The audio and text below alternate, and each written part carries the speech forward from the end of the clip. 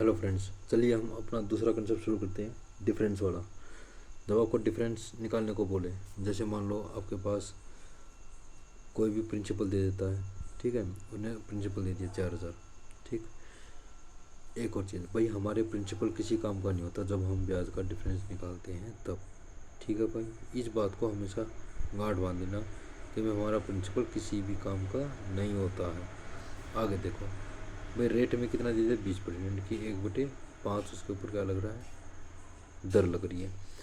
तो इसमें करना क्या है, सबसे पहले तो हम ब्याज निकालेंगे, क्योंकि हमें ब्याज का डिफरेंस निकालना है। तो सबसे पहले हम क्या निकाल, अगर वो प्रिंसिपल का डिफरेंस होता तो हम प्रिंसिपल निकालते हैं डायरेक्ट। तो हमें निकालना क्या है भाई, ब्याज का। प्रिंसिपल तो एक ही रहता है ना, तो हमें ब्याज का डिफरेंस निकालना है। अगर वो अमाउंट का डिफरेंस बोले तो हम इसका अमाउंट निकाल के उसका डिफरेंस निकाल लेते, लेकिन हमें क्या निकालना है भाई, ब्याज। तो पहले तो इसका ब्याज निकाल लो भाई, 1 साल का ब्याज कितना होगा, 1/5। ठीक है। अब इसके बाद दूसरी चीज़ क्या करनी है, जितने का डिफरेंस आपको छोटे वाला दे, मान लो आपको दे दिया भाई छठे साल का और चौथे साल की डिफरेंस बताओ, छठे साल का और चौथे साल का डिफरेंस बताओ। ठीक है। या फिर आपसे ये बोल दे भाई दूसरे साल क्या नाम, 5वें साल का और चौथे साल का डिफरेंस बताओ, तो जो छोटे वाला होगा वहाँ तक ही जाना है हमें, इससे ज़्यादा नहीं जाना है भाई। समझ में आ गई बात। तो यहाँ पर कितना है, सेकंड साल का, तो 6/5 ब्याज का मतलब 1% बढ़ जाता है। हमने अभी बताई थी भाई इससे पहले वाली वीडियो में कि जितनी दर से हमारा प्रिंसिपल बढ़ेगा उतनी दर से हमारा क्या बढ़ेगा, ब्याज। ठीक है। अब देखो ये हो गया।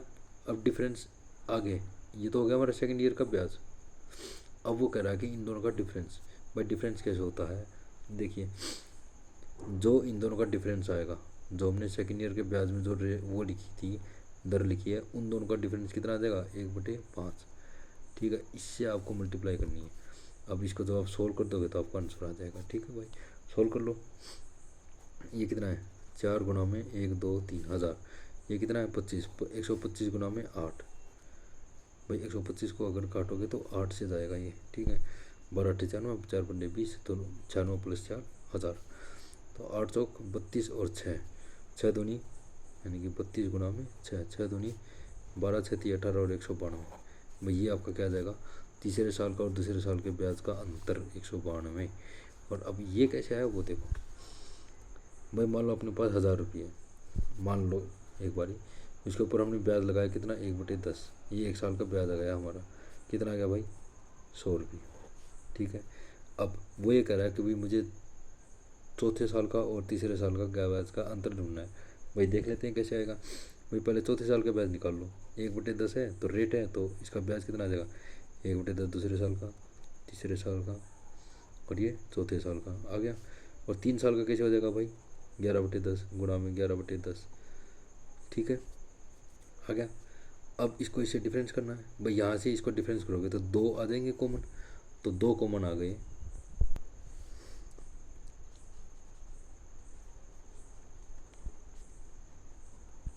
2 कॉमन आ गए, अंदर क्या बच गया हमारा, 11/10 माइनस में 1। ठीक है। तो 4,000 गुणा में 11/10 ना, 11 नहीं था यहाँ पे, कितना था, 100 था। ये मैंने पहले वाला क्वेश्चन लिख दिया, यहाँ पर 100 था हमारा। ठीक है। तो यहाँ पर कितना आ गया, 1/10।